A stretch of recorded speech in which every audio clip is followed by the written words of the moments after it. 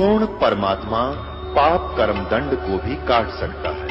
अभी तक जिस भी संत व महापुरुष से मिले उन्होंने यही बताया कि पाप कर्म फल भोगने से ही समाप्त होगा।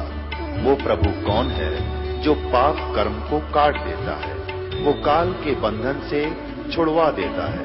उसका क्या नाम है, पूजा की विधि क्या है? कृपया अवश्य सुनिए जगत गुरु तत्वदर्शी संत रामपाल जी महाराज के अमृत वचन। मन मान सरोवर गंगरे, जहाँ का बिछड़ा ताहा मिलाऊं, सुनो शब्द पर संगरे। बेड पूछ को पंडित पकड़े, ये भादो नदी बिहंगा। गरीब दास वह भवजल डूबे, नहीं साध सत्संगा। जिनके पास संतों का सत्संग नहीं वो भवजल में डूब जाएंगे।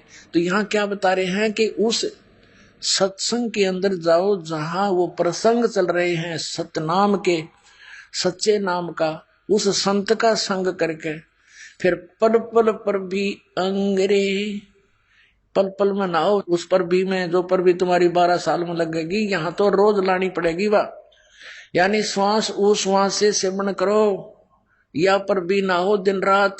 जब मोक्ष होगा, जब पाप कटेंगे। मन मान सरोवर गंगरे, जहाँ का बिछड़ा तहाँ मिलाऊं, सुनो शब्द पर संगरे। दाने गंगा बाम में जमुना, मध्य सरस्वती रंगरे। कल बिस कुसमल मोच होते हैं, पल पल पर भी अंगरे। काशी करवत काहे ले ही, बिना भजन नहीं ढंगरे। कोट ग्रंथ का यो ही अर्थ है, करो साध सत्संग रे। देखो कितना कमाल कर रखा है कि कोटि ग्रंथ का एक ही अर्थ है, करो साध सत्संग रे।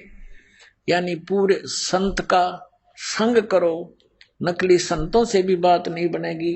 अब देखो कहते हैं करो साध सत्संग रे, यानी संत का संग करो, पूरे संत का, तब तुम्हें घर बैठे भगवान मिलेगा। और फिर मर्यादा में रहना पड़ेगा। भाई जो गुरु बचन पे डट गे रकट गे फंद 84 के। भाई जो गुरु बचन पे डट गे रकट गे फंद 84 के। कट गे फंद 84 के, रकट गे फंद 84 के। भाई जो गुरु बचन पे डट गे रकट गे। वस्तु मिली ठोड़ की ठोड़, मिट गई मन पापी की दौड़। वस्तु मिली ठोड़ की ठोड़, मिट गई मन पापी की दौड़। भरम मिटे मथुरा काशी के, भरम मिटे मथुरा काशी के। भाई जो गुरु बचन पे डट गे रकट गे फंद 84 के। कट गे फंद 84 के, रकट गे फंद।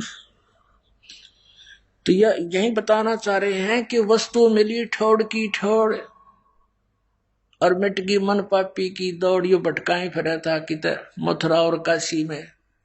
भरम मिटे मथुरा काशी के। अपने आत्माओं, आप तो बालक हो, ये दास इस मार्ग का मास्टर बना दिया परम पिता परमात्मा कबीर साहब ने और मेरे गुरुदेव जी ने। कहते हैं गुरु मेहर करे तो काग से हंस बना दे। हम तो कौवे थे, काग थे, जब तक हमें ज्ञान नहीं था। चाहे कितने ही अच्छे आदमी थे, हम नेक काम नहीं कर पावा थे, चाहते हुए भी नहीं कर सकते थे।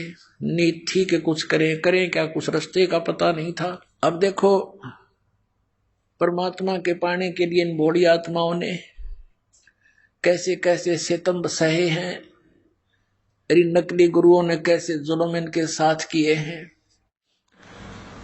एक समय काशी शहर के अंदर इन नकली गुरुओं ने भ्रम फैला दिया कि जो काशी के अंदर शरीर छोड़ेगा, मरेगा, मृत्यु को प्राप्त होगा, वो सीधा स्वर्ग जाएगा।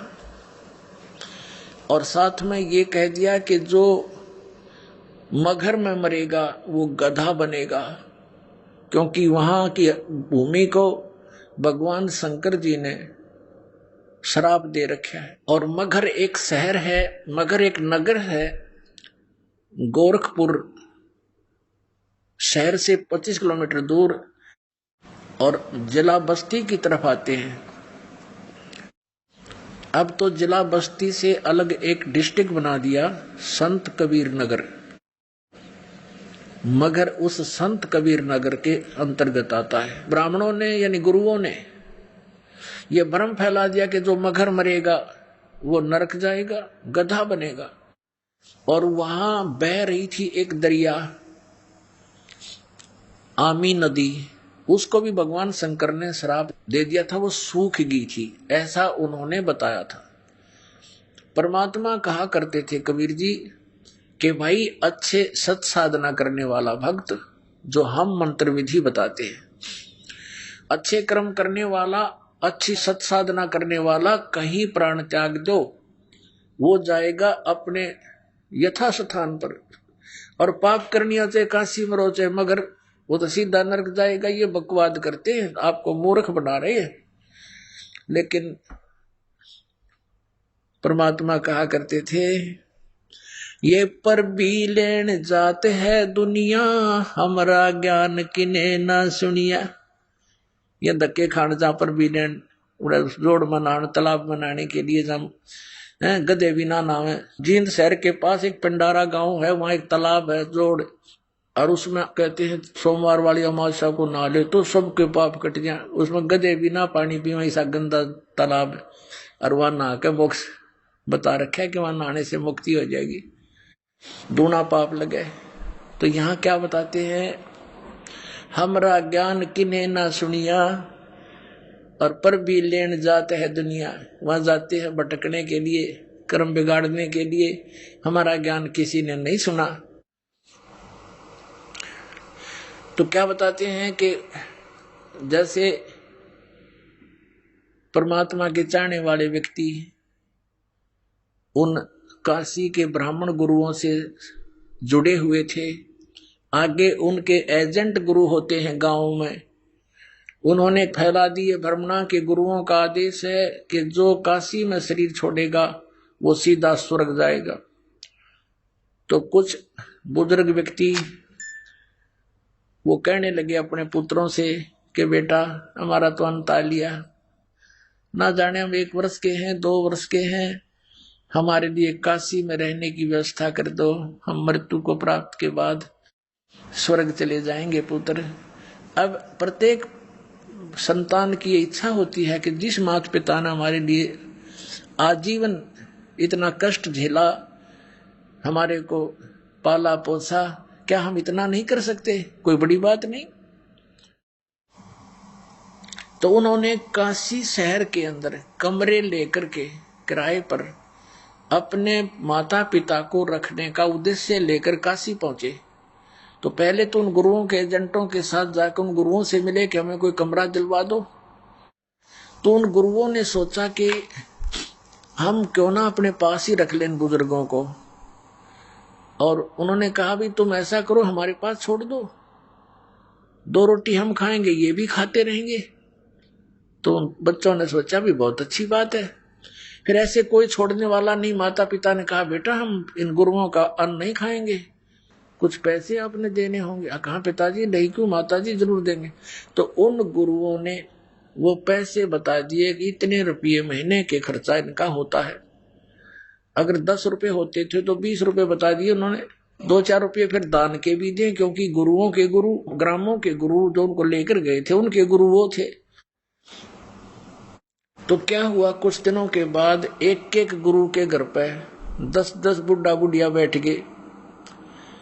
अब बुजुर्ग है, उनको तो कभी खांसी आ गई, कभी थूकना पड़ गया, कि आंख बनवानी, दर्द हो गया, पीड़ा होगी, उठा जानी सेवक चाहिए। फिर उनको हो गया सिर में दर्द, क्या अच्छा काम बिगड़ा। एक बुढ़ा संभालना मुश्किल हो जाता है, वो लालचिया ने 10-10 इकट्ठे कर लिए। अब उन नालायका ने के स्कीम बनाई, एक और अफवाह फैला दी कि भगवान की तरफ से आदेश आया है। ओए होए बताओ, हमारा किस तरह इन्हें ड्रामा बना रखा, कैसा हमारा जुलूस निकाल रखा है नकली गुरुओं ने। ये आदेश आया है भगवान का कि भगवान की तरफ से क्रोध आया करेगा। क्रोध क्या होता है? आरा।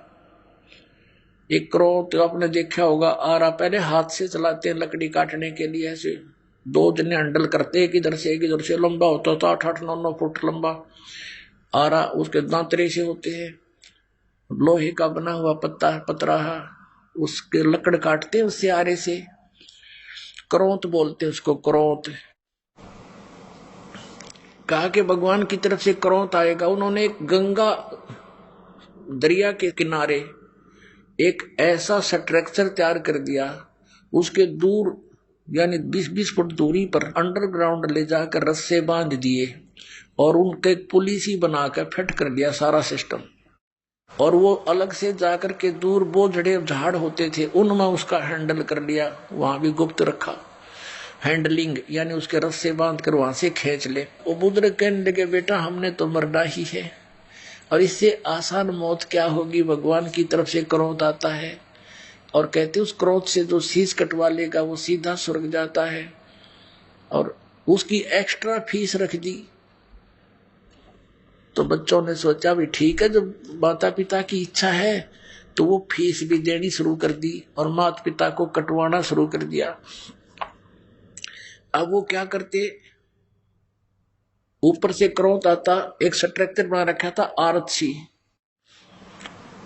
और उसके बीच में सुराख, उस सुराख में ऊपर छुप जाता वो क्रोध उधर से खींचने से, और ढीला छोड़ते नीचे, और उसके रस्से थे वो अलग से सिस्टम था। तो उसको ऐसे ऐसे कर देते 2 बार।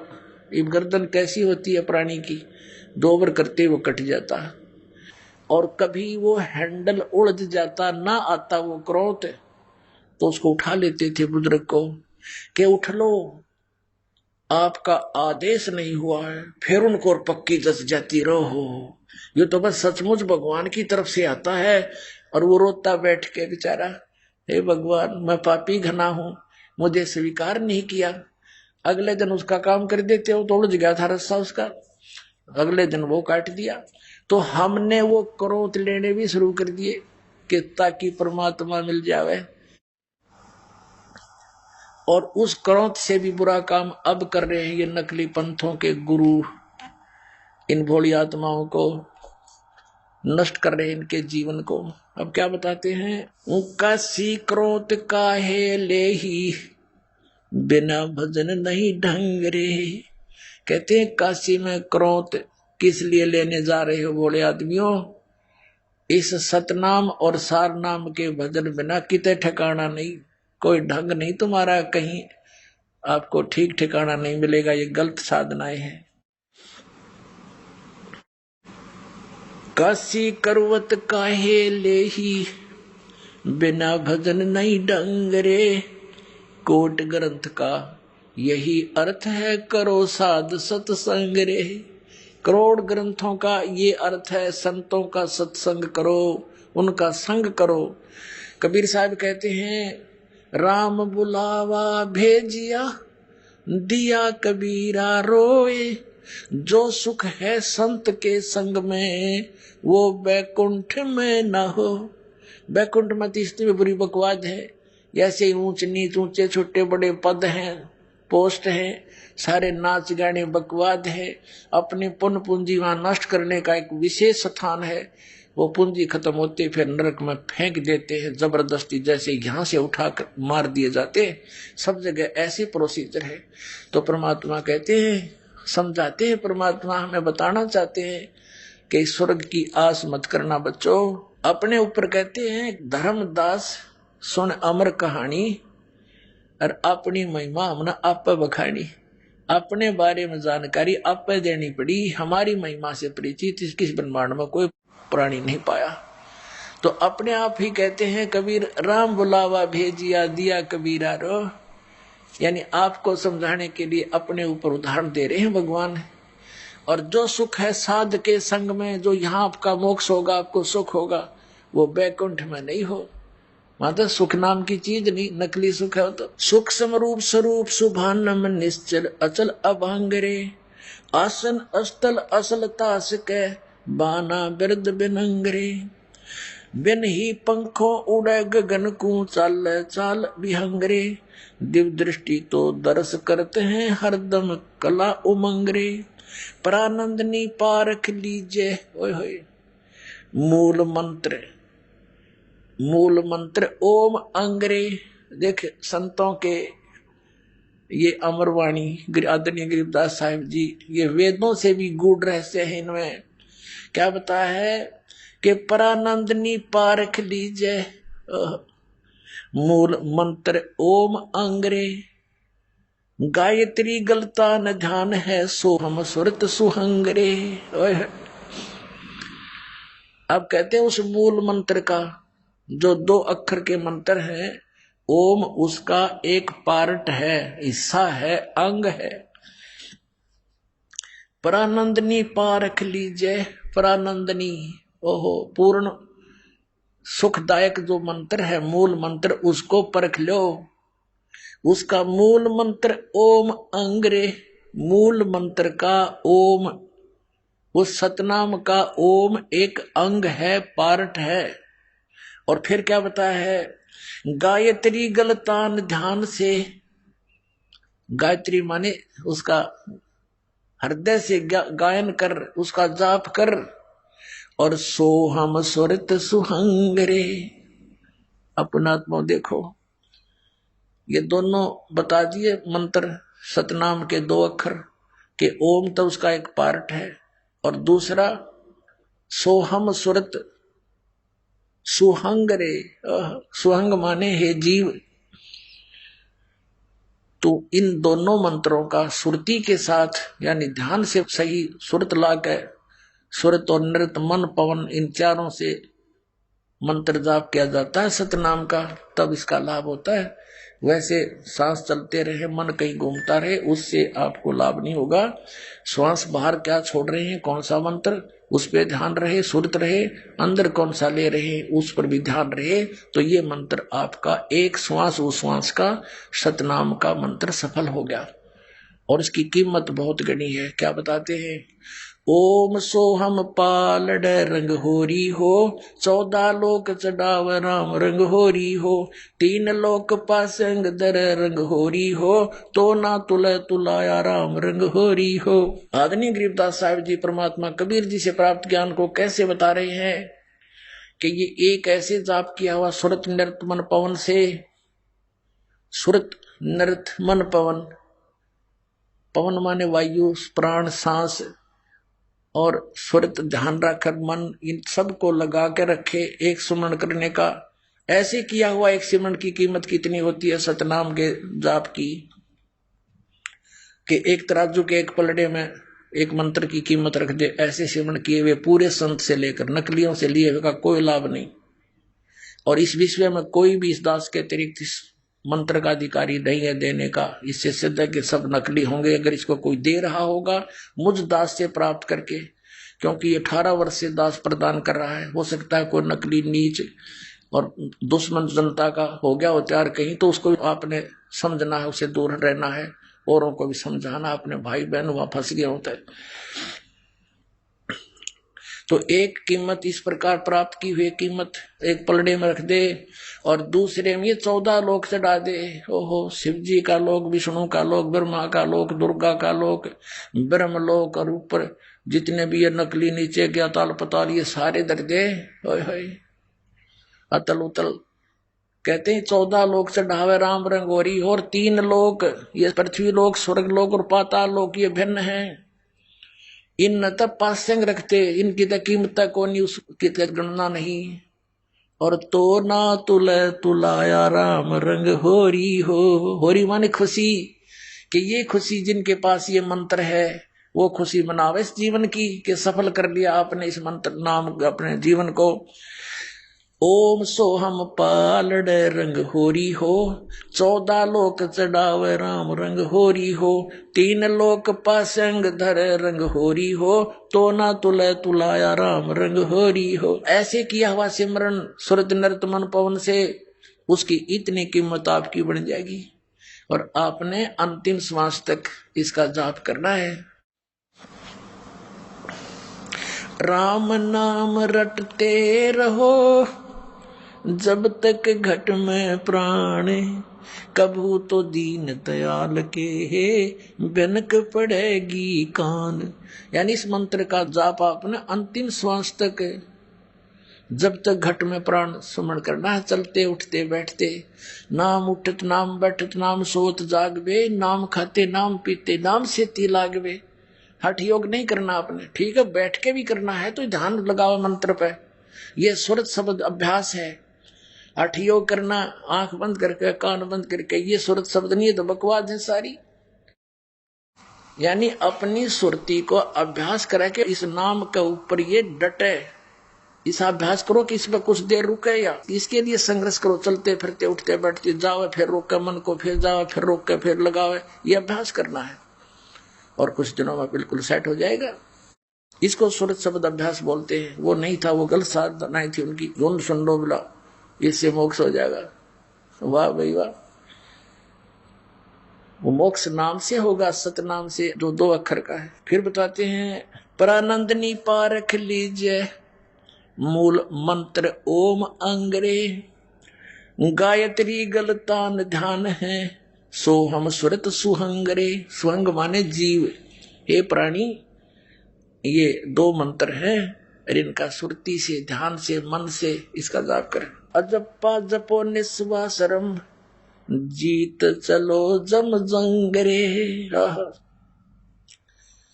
अजप्पा जाप जपो निस्वासर, दिन रात ये अजप्पा जाप है। श्वास उश्वास से सतनाम का जो जाप आपको दिया जाता है, ये अजप्पा जाप है। यानी इसमें होठ जीभ नहीं हिलानी होती। अजप्पा जाप जपो निस्वासर, जीत चलो जम जंगरे। गरीब दास दर्शन देवा के, देख मया मन भंगरे। कहते इस मंत्र के जाप से फिर मैंने दिव्य दृष्टि खुल गई और परमात्मा के दर्शन करके मन भंग हो गया, चित्त भंग हो गया हमारा। तो एकदम अचंभा सा हुआ, भगवान को देखा, साकार मालिक को देखा। और ये आदरणीय गरीबदास साहब जी कहते हैं, हम सुल्तानी नानक तारे दादू को उपदेश दिया, जात दुलाहा भेद नहीं पाया, काशी माए कबीर हुआ। झांकी वे कबीर की नानक की तीवा, वह सिक्खा का गल पड़ी कौन छुटावे था। तो यहाँ गरीबदास जी कहते हैं, दास गरीब दर्शन देवा का, देख भया मन भंग रे। होय होय, को तो एकदम चुंबा सा हुआ हमें। अरे से नानक साहब जी ने परमात्मा का झांकी माने नजारा देखा था सतलोक में, फिर देखा उनको बनारस काशी में दानक रूप में। तो उन्होंने वाहे गुरु वाहे गुरु वाहे गुरु वाहे, क्योंकि वो तो भगवान के पैसे थे इतनी उमंग से कि वाह वाह गुरु के, गुरु तो ये है पूरा इस पृथ्वी पर, कोई गुरु नहीं। तो वाह तेरे की नु करते हैं ना। तो पुणात्मा अब कहते हैं, वाह सिक्का गलपड़ी कैसे छुटवावा उसने। असली मंत्र तो ये 2 अक्षर का जो समुद्र की साखी में वो खुद जाप कर रहे हैं, वो इससे मोक्ष होना था। और यही गरीबदास जी बता रहे हैं कि उस सतनाम के मंत्र का ओम तो एक अंग है, एक पार्ट है, और कंप्लीट वो बता दिया। वो सतनाम है 2 अक्षर का, इससे मोक्ष होगा, अन्य किसी साधन मंत्र से नहीं। बोलो सतगुरुदेव।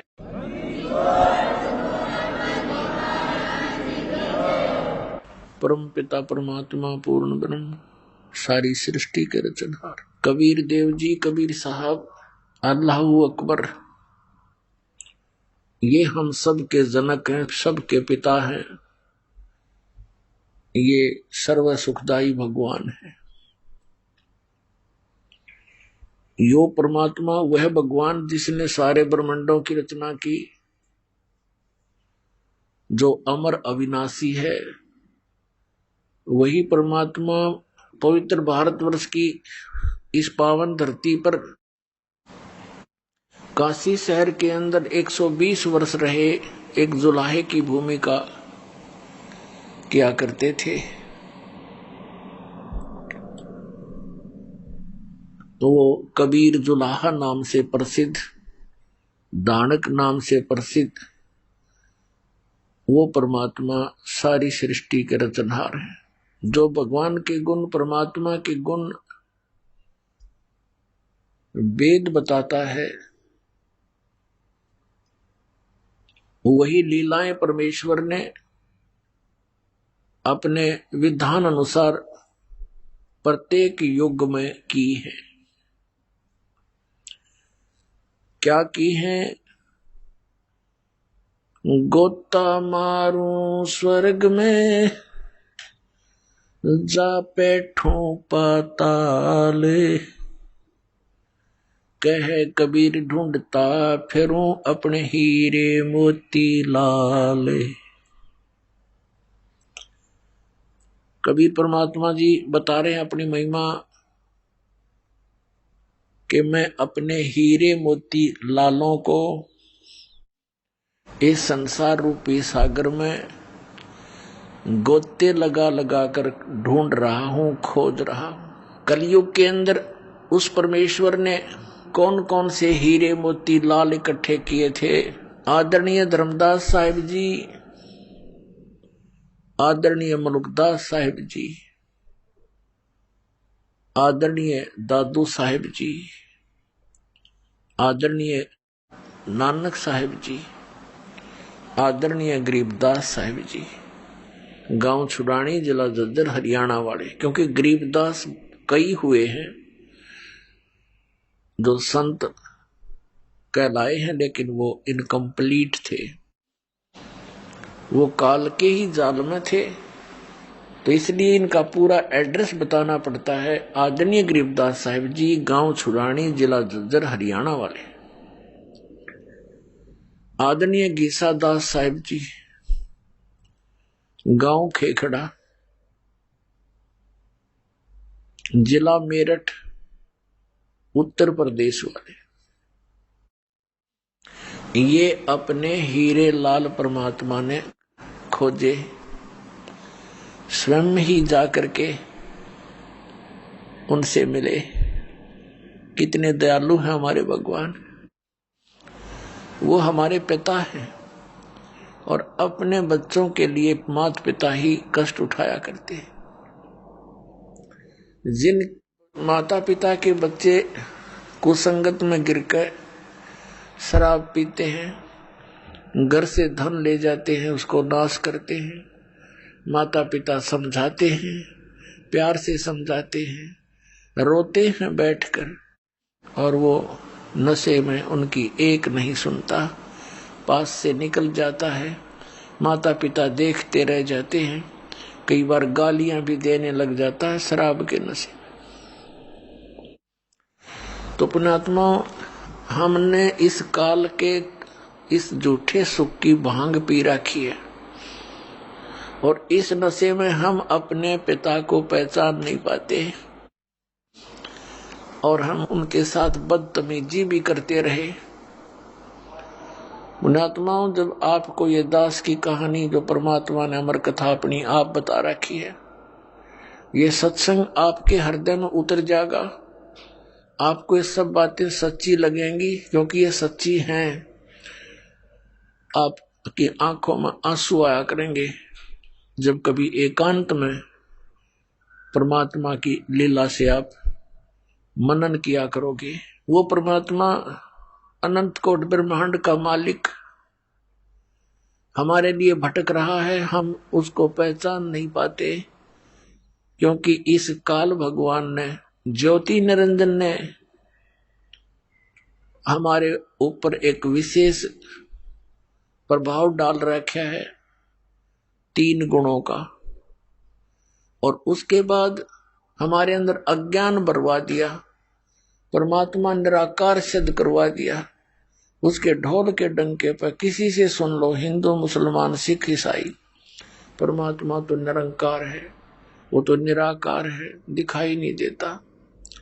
जबकि सबके सदग्रंथों में परमात्मा नर आकार है, मनुष्य दृश्य है, और सह शरीर है, ऊपर सतलोक में रहता है, वहां से गति करके नीचे आता है।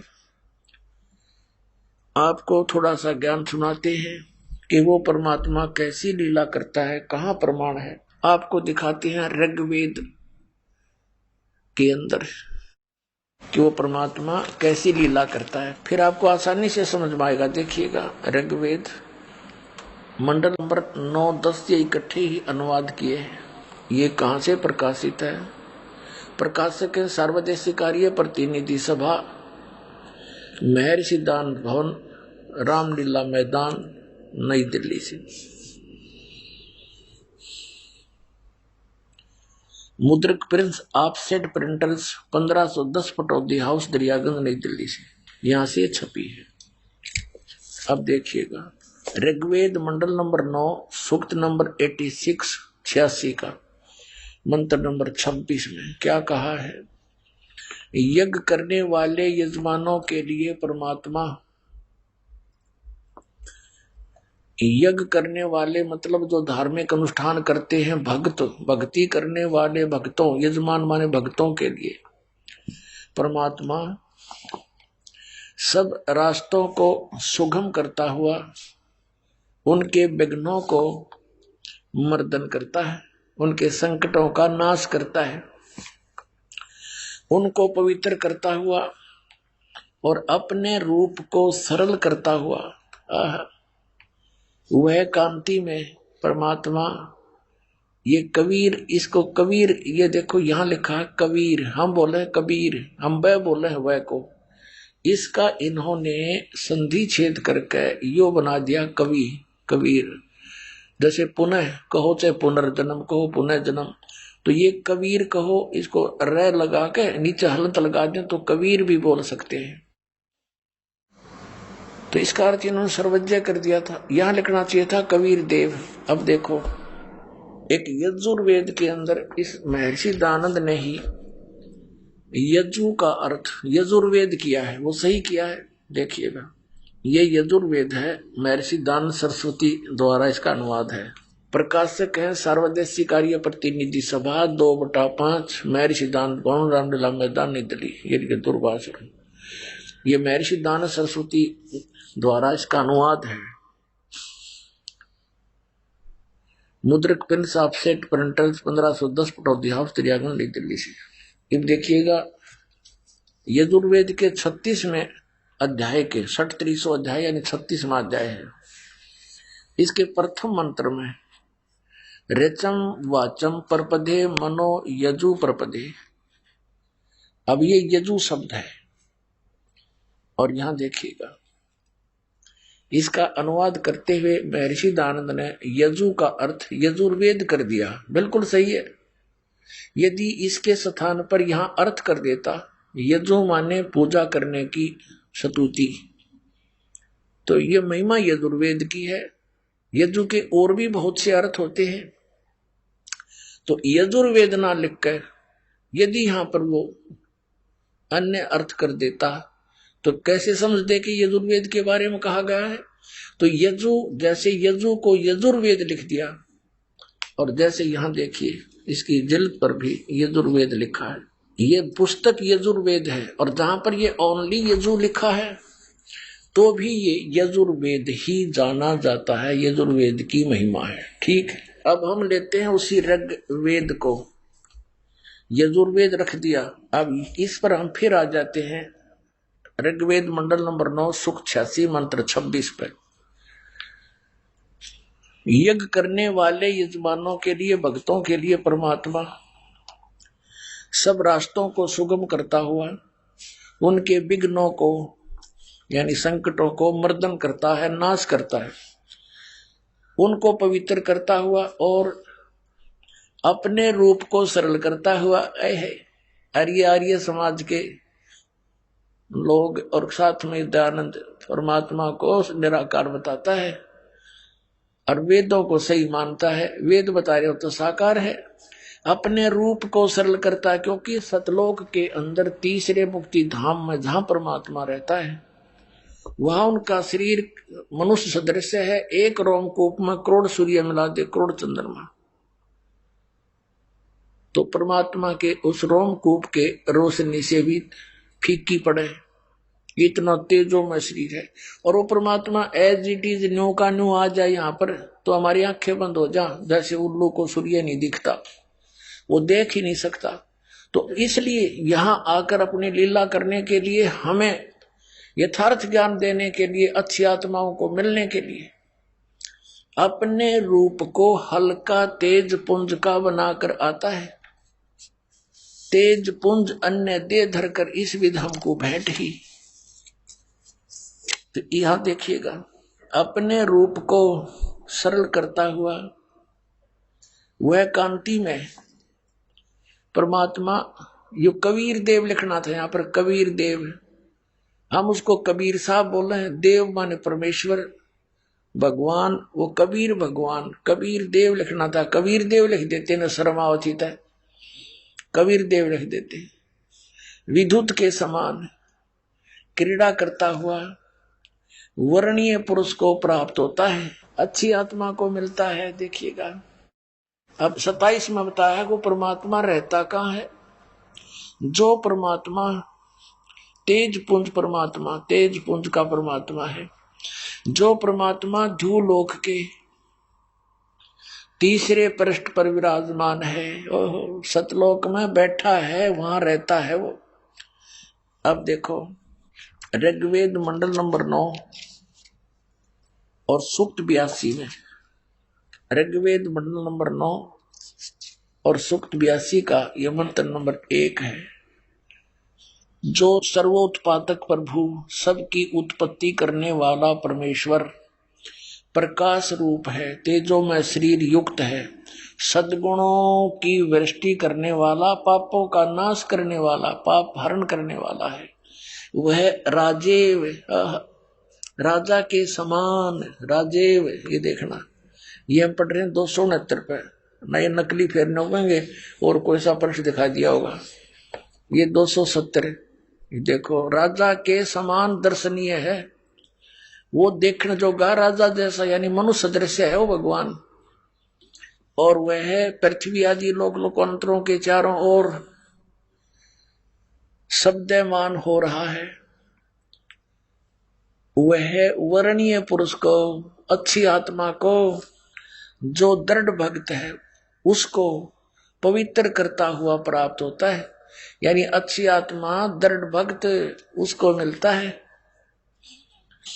जिस प्रकार विद्युत स्नेह वाले स्थानों को आधार बनाकर प्राप्त होता है। अब देखो स्पष्ट कर दिया, जैसे आकाशीय बिजली, जैसे आकाशीय बिजली ऐसी धातु पर गिरती है जहां उसका अट्रैक्शन होता है, और जगह नहीं गिरती हो। जैसे पुराने समय में पहले कांसी धातु के बेले और थाली हुआ करती थी। वर्षा के दिनों में कोई थाली या बेला बाहर रह जाता था घर से आंगन में, हमारी दादी जी कहती थी हमारी माता ताई जी को, काकी जी को, कि वो थाली अंदर रख दो ना तो बिजली गिर जाती है इस कांसी धातु पर। तो यही उदाहरण दिया है वेद में कि वो परमात्मा ऐसे अट्रैक्ट होता है उस पुण्यात्मा पर जो अच्छी आत्मा है, और उन्हीं को मिलता है क्योंकि वो दृढ़ भक्त होते हैं। जो कह दिया भगवान ने वो टस से मस नहीं होते। जैसे परमात्मा ने इन सभी पुण्यात्माओं को, जिनको वे मिले थे, आदरणीय धर्मदास साहिब जी को, आदरणीय अमलुकदास साहिब जी को, आदरणीय नानक साहिब जी को, आदरणीय दादू साहिब जी को, आदरणीय गरीबदास साहिब जी गांव छुड़ानी जिला दत्तर हरियाणा वाले को, आदरणीय गीसा दास साहिब जी को गांव खेकड़ा जिला मेरठ उत्तर प्रदेश वाले, इनसे कहा था। जैसे धर्मदास जी को कहा, वो तो रिटर्न में हमारे पास है, बाकी ये सलाह सभी को दी थी परमात्मा ने कि धर्मदास मेरी लाख दुआई, ये मूल ज्ञान की तबार ना जाई, ये मूल मंत्र, मूल ज्ञान, सार नाम, ये किसी को बताना नहीं, तुम जाप करते रहो। इसी प्रकार आदरणीय नानक साहब जी से कहा था कि ये मंत्र अभी किसी को डिस्क्लोज ना करना, नहीं तो पिछली पीढ़ी हंस नीति रही। तो उन पुण्यात्माओं ने परमात्मा के लिए न्योछावर हो गई वो।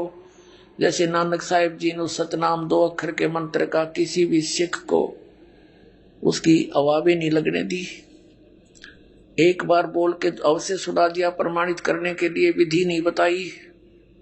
मर्दाना ने जब वो जाप करने शुरू किया तो उसको सजा भी मिल गई। इससे भय बन गया पूरे सिख समाज में कि इस नाम का जाप भूल कर नहीं करना। यदि ये गुरु ग्रंथ साहिब में वाणी प्राण सिंह वाली आ जाती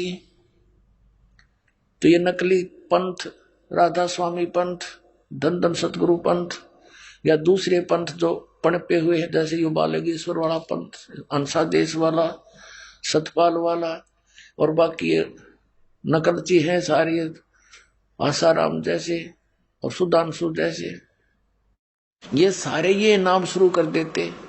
अब नाम से मोक्ष होना, बीज से पौधा बनेगा। अब आम के बीज से आम का पौधा बनेगा, आम का पेड़ बनेगा, बबूल के बीज से बबूल का बनेगा। तो नाम से मोक्ष होना, नाम इनके सब के नकली, तो ये सब यूजलेस है उनकी साधनाएं। अब फेल हो गए सारे। बुद्धिमान समाज है आज बहुत जबरदस्त, जिसने ऐसे आइटम बना लिए, इंटरनेट, कंप्यूटर, ऊपर सैटेलाइट, यहाँ बैठे पता नहीं कहाँ का देख लेते हैं। और जब इनको पता चलेगा कहाँ डरे डोरे हो, ये साइंस कितना काम देगी तुम्हें। अगर 2-3 वर्षा ना हुई तो सब फेल हो जाएंगे। इंटरनेट इनको देखने भी ना रहेगा, टक्कर मारे मारे मरेंगे। और भगवान प्रसन्न रहेगा तो कुछ नहीं होगा, यहाँ भी सुखी और सतलोक में चले जाएंगे। अब कहने का भाव ये है कि हम वो दृढ़ भक्त थे, उन्होंने किसी को नहीं बताया। पूरा सिख समाज उस सतनाम से वंचित है और उस बिना मोक्ष नहीं हो सकता। लेकिन वो दयालु थे, उन्होंने वाणी के पाठ का अपने समय से ही पाठ कराना शुरू कर दिया था, यानी सत्संग शुरू कर दिए थे, भंडारे शुरू करवा दिए थे। ये ग्लूकोज लगाकर चले गए थे महापुरुष, जैसे गरीबदास साहिब जी की वाणी का पाठ शुरू करवा दिया था। फिर गुरु ग्रंथ साहिब बनवा कर उसका पाठ शुरू करवा दिया था परमात्मा ने प्रेरणा करके। तो ये ग्लूकोज लगाकर चले गए। अब सर्जन भेज दिया दास, सारे मंत्र दूंगा, सारे टैबलेट कंप्लीट कोर्स देकर सबको पार कर दूंगा। करेंगे भगवान, दास उनका मजदूर है।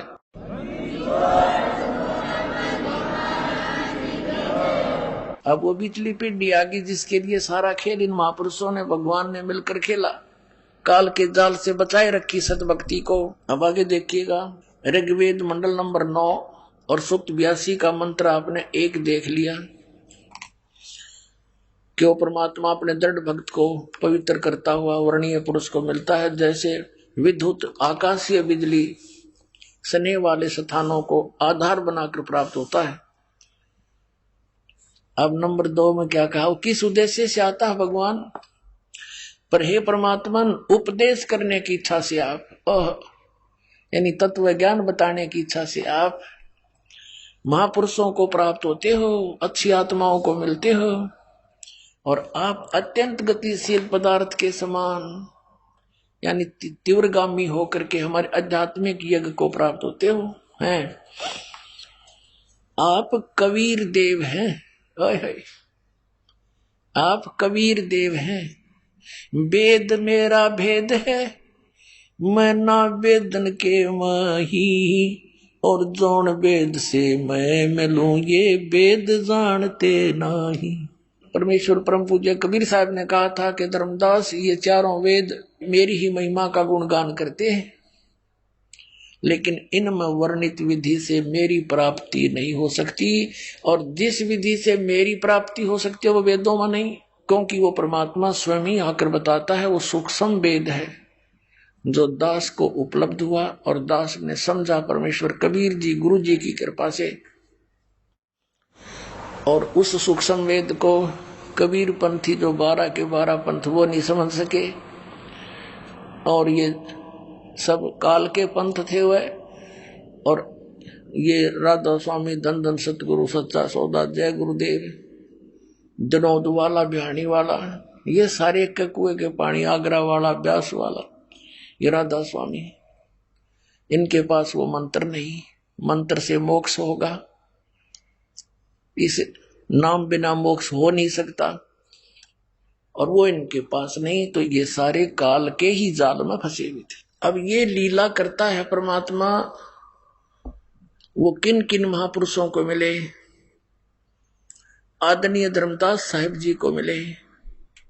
दर जिंदे का रूप शैल वृंदावन की नी,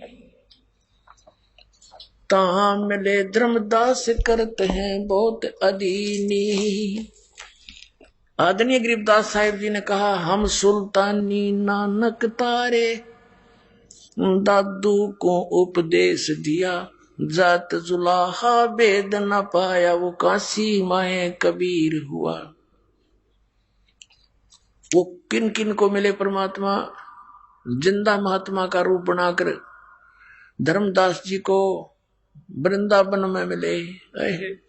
दर्जन दे का रूप शैल वृंदावन की नी, तहाँ मिले धर्मदास करते हैं बहुत अधीनी। एक जिंदा महात्मा का रूप बना के परमात्मा कबीर जी कहाँ गए? धर्मदास को वृंदावन में मिले, मथुरा में। और धर्मदास जी वहां गए हुए थे तीर्थों पर यात्रा करते हुए, उस वृंदावन के जोड़ में नहान गए थे तीर्थ में। और नहान होकर बाहर बैठे जब परमात्मा ने उनसे प्रश्न किया कि हे महाराज जी, मैं तो जिज्ञासु व्यक्ति हूँ, मैं सब संतों के पास जा चुका हूँ, मेरी संतुष्टि नहीं हुई, कृपा मुझे कोई ज्ञान सुनाओ भगवान का।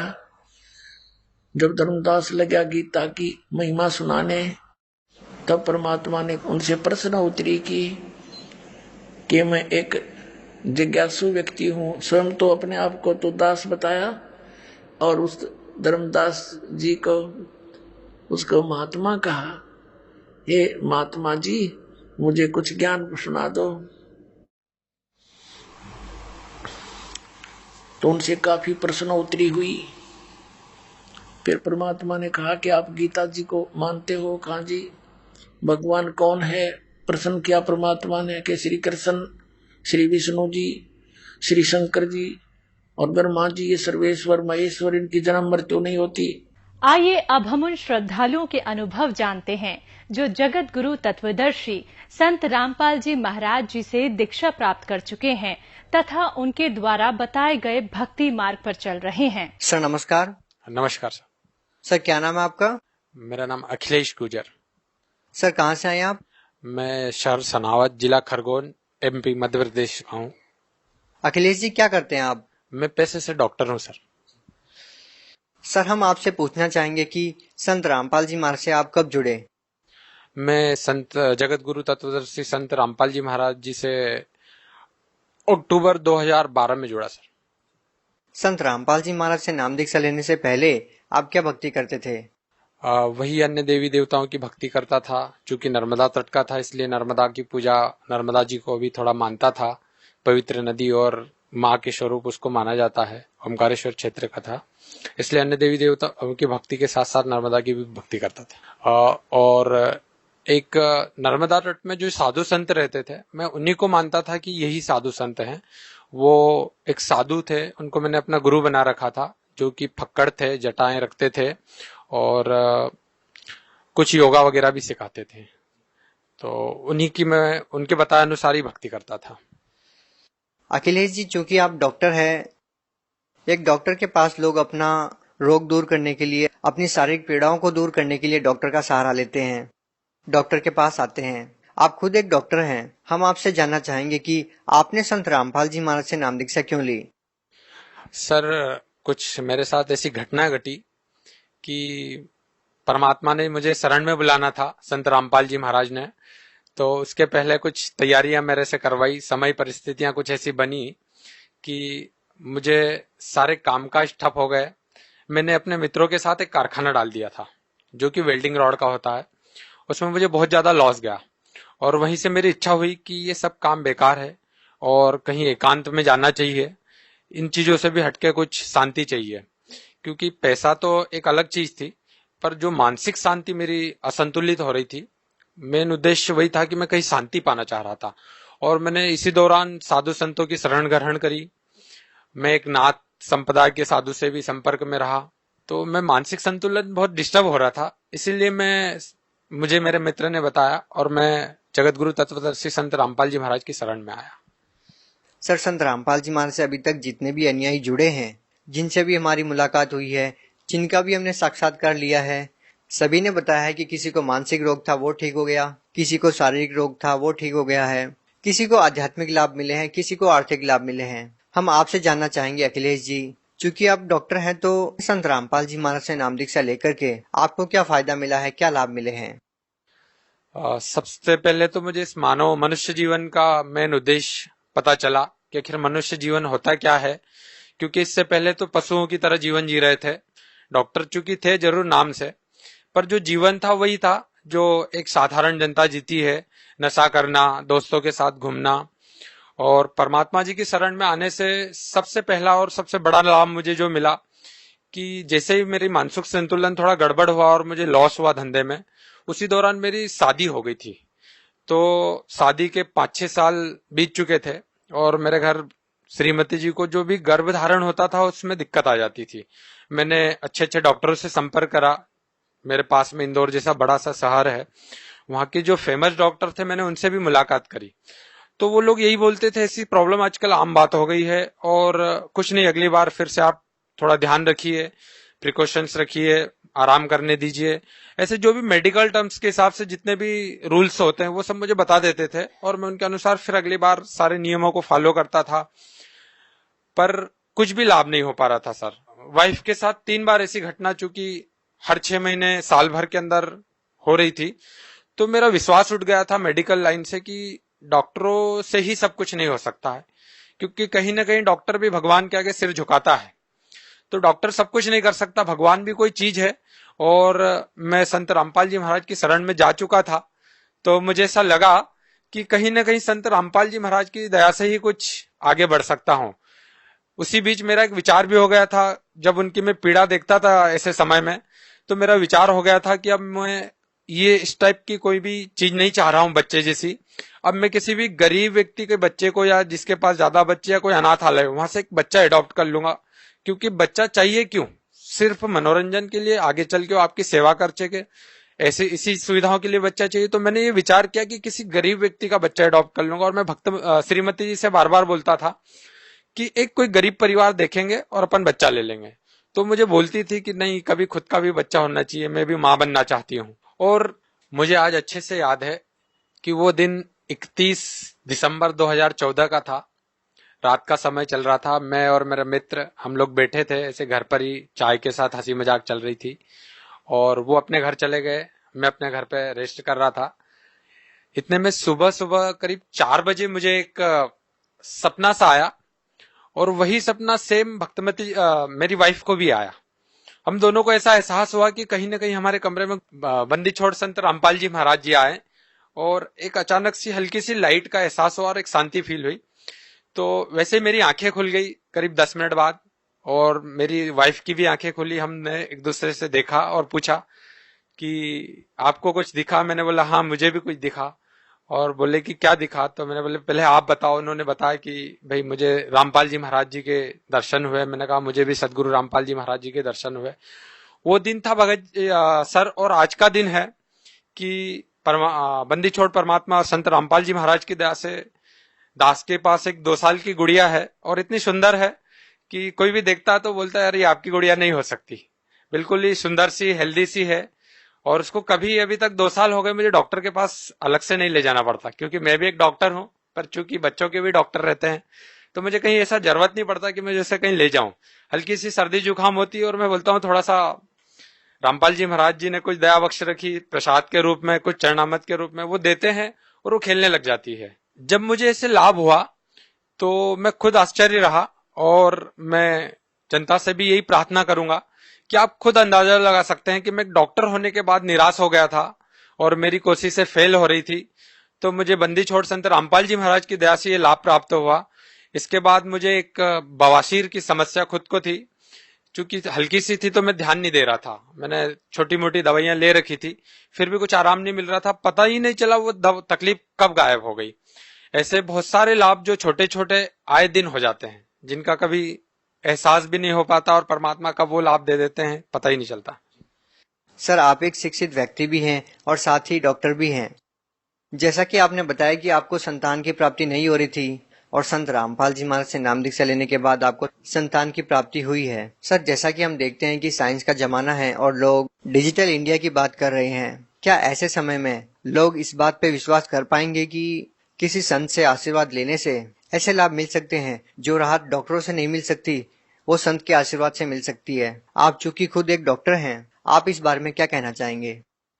सर, आज जो मॉडर्न युग है, जो साइंस का जमाना चल रहा है और जो डिजिटल इंडिया की हम बात कर रहे हैं, यहाँ पर मैं ये कहना चाहूंगा कि अध्यात्म एक ऐसी चीज है जहां साइंस खत्म होता है, स्टॉप होता है, जहां सारी सीमाएं खत्म हो जाती है साइंस की, वहां से अध्यात्म की शुरुआत होती है। क्योंकि जब मैंने संत रामपाल जी महाराज जी का ज्ञान सुना, पढ़ा और जाना, जब मुझे ये एहसास हुआ कि अध्यात्म क्या चीज है और ये समझ में आया कि ये क्यों करना चाहिए, हमें मानव जीवन के क्या उद्देश्य है और कैसे करना चाहिए, मानव जीवन क्यों जीना चाहिए, क्या इसके उद्देश्य, मूल उद्देश्य है। सर, सबसे ज्यादा संत रामपाल जी महाराज को इस बात को लेकर के काफी प्रसिद्धि मिल रही है कि संत रामपाल जी महाराज से जो भी नाम दीक्षा लेते हैं वो नशा छोड़ देते हैं। सर, इस बारे में आपका क्या अनुभव है?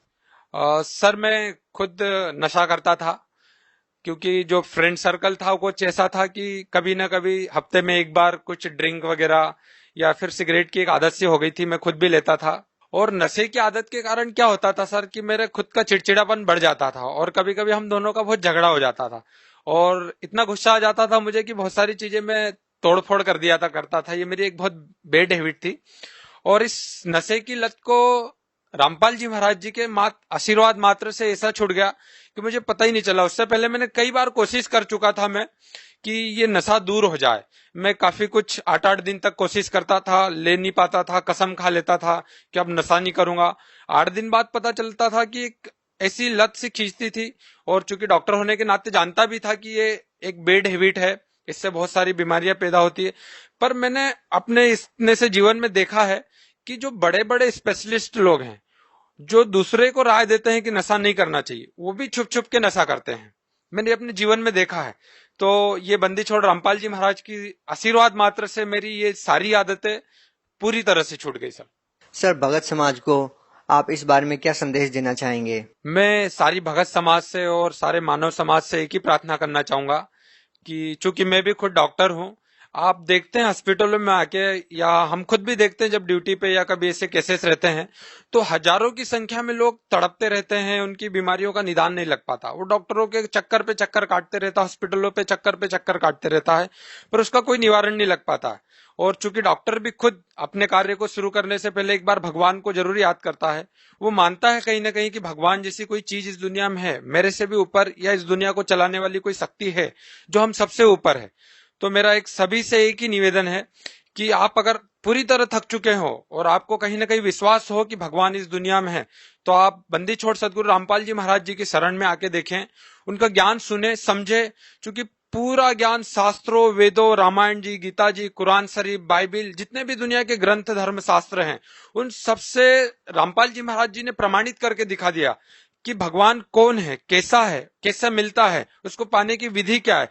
और बहुत ही सरल और आसान तरीके से भक्ति जितनी सहज रामपाल जी महाराज जी ने बताई। भक्ति नाम सुन के ही डर लगता था पहले, रामपाल जी महाराज ने सारे वेदों से निराकरण करके बता दिया कि भक्ति कैसी और क्यों करनी चाहिए, उसका महत्व क्या है भक्ति का। तो मेरा आप सभी से यही निवेदन है कि आप एक बार रामपाल जी महाराज की शरण में आके उनका ज्ञान जहां भी आपको पुस्तक के माध्यम से, टीवी चैनलों के माध्यम से, या फिर SMS, कोई बुक्स, जैसे भी आपको मिले, एक बार जरूर पढ़ के देखें। आप खुद निर्णय करिएगा कि क्या सही और क्या गलत चीज है। बहुत बहुत धन्यवाद सत साहिब जी।